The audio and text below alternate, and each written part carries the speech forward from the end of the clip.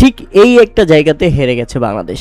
ঠিক এই একটা জায়গাতে বাংলাদেশের কাছে হোয়াইট ওয়াশ হওয়া থেকে বেঁচে গেছে অস্ট্রেলিয়া।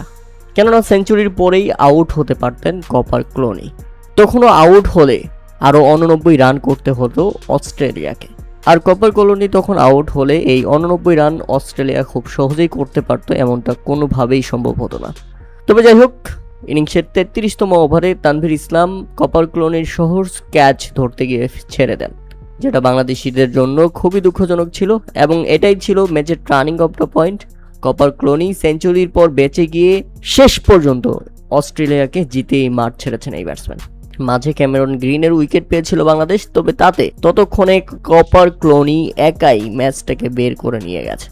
সেঞ্চুরির পর ম্যাচ জয়ী এক ইনিংস খেলেছেন এই ব্যাটসম্যান, যাতে বাংলাদেশ সিরিজ জিতলেও অস্ট্রেলিয়াকে শেষ পর্যন্ত হোয়াইট ওয়াশ করতে পারল না। উল্লেখ্য যে এর আগে প্রথমে ব্যাটিং করতে নেমে নির্ধারিত 50 ওভারে 5 উইকেট হারিয়ে 274 রানের লড়ুক সংহতার করায় বাংলাদেশ। দলের হয়ে সর্বোচ্চ 88 বলে 83 রানের দারুণ ইনিংস খেলেন তাওহিদ হৃদয় এবং শেষ দিকে 51 বলে 56 রান করে অপরাজিত থাকেন মুসাদ্দিন হোসেন সৈকত। এছাড়া লিটন দাসও ছিলেন দুর্দান্ত। 78 বলে 58 রান করে অপরাজিত থেকে এই ব্যাটসম্যান প্যাভিলিয়নে ফিরেছেন, তাতে বাংলাদেশ 274 রানের লক্ষ্য দাঁড় করায়।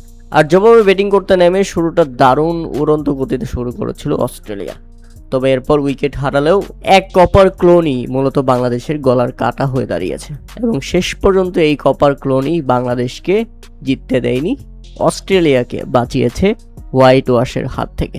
সেঞ্চুরির পর 150+ রান, রীতিমতো ম্যাচ জয়ী ইনিংস খেলেন এই ব্যাটসম্যান।